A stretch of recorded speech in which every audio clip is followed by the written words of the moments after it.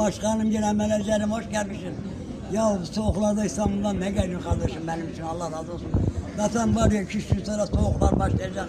Kış kıyamet karlar soğuklar donacağız. Ne çamaşır alan var ne atlık falan ne kilo.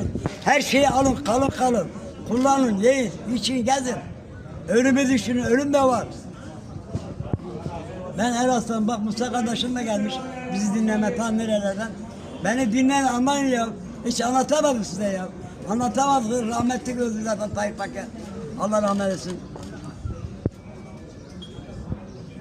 Nemli, nemli, nemli uyuyor musun? Gözümün yaşıyla yavrum büyüyor musun? Büyüyor musun? Büyüyor musun? Neler çektim, neler neler biliyor musun?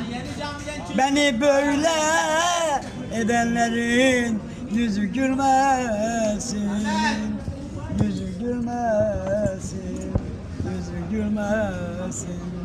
Bizi böyle edenlerin yüzü gülmesin, yüzü gülmesin, yüzü gülmesin.